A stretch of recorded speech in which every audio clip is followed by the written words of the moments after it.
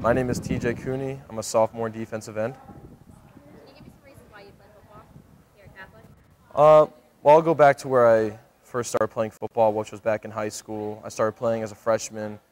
I initially just came out because I wanted to meet a lot of people and just play sport, be active. And I never played football before. I watched it on TV all the time. And when I came to practice, our coaches just really were all into the team aspect and us coming together. The first week to 2 weeks was probably the worst experience of my life because I was this fat kid trying to play football and they ran my butt off and lost a lot of weight, but I gained a lot of things as far as my character grew. I had somebody to look up to at the time, which was really hard for me in my life at that point in time.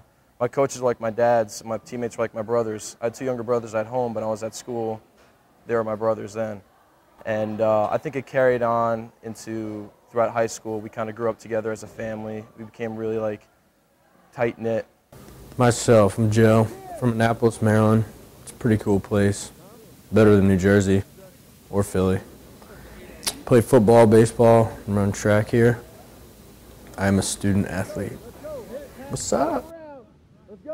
Without football, I probably wouldn't know what to do with myself. It definitely gives me more structure in my life, in all seriousness, because I don't even know what people do when they don't have. I don't know what I would do with myself. I'd be in trouble. And you've been playing sports your whole life, right? So you don't know what it's like not to have. No, and I'm kind of worried about that right now. I don't know how I'm going to do after this is over, even though it hasn't been the best season. I don't know. I might go off the deep end for a couple weeks. Steer clear. Uh-oh. It's going to be a rough one. Say your name and position. Coach Dunn, head football coach at Catholic University.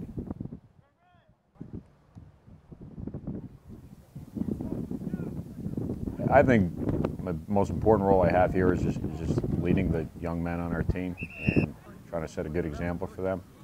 And not only with on-the-field stuff, but with off-the-field stuff. And that's one of the things we do stress is being a family. And I think we as coaches try to find out as much as we can just outside of their football lives so that we will be able to interact with them and help them through any hard times, especially at a place like Catholic where we draw student athletes from all over the country. So it's important that they know that they will be part of a family when they enroll here. How's your morale on the team despite your current record? It's good. I really think our guys are getting better in practice every day. We meet with them constantly. I think we do constantly do things as a team to improve morale. We're constantly communicating and talking with them about the attributes we need. They're going to help us win games and where we need to be. And they realize that the only thing that's going to ever carry us through tough times like this is positive attitude.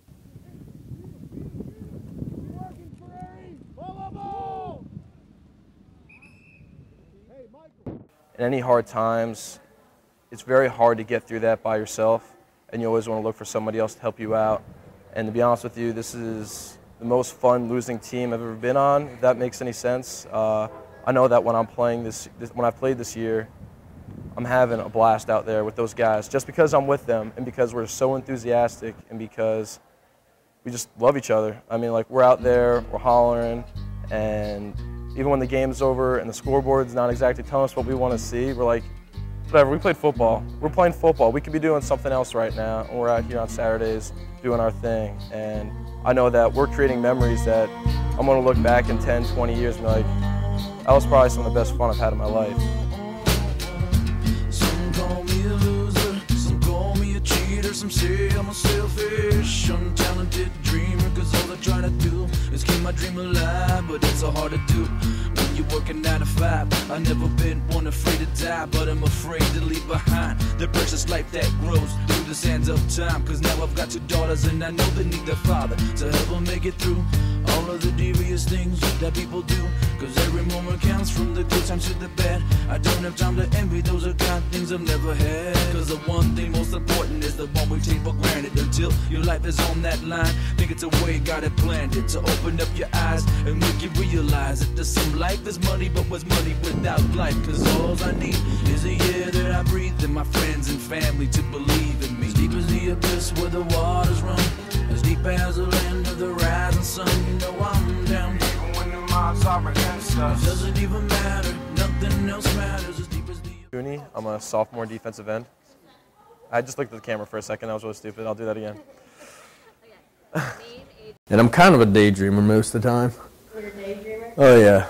I spend most of my time trying to figure out how to beat a lion in a hand-to-hand fight. I haven't figured it out yet.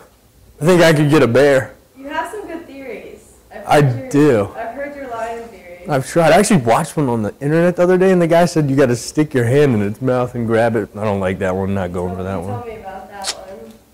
Not a good way. But I'll get there. I'll figure it out.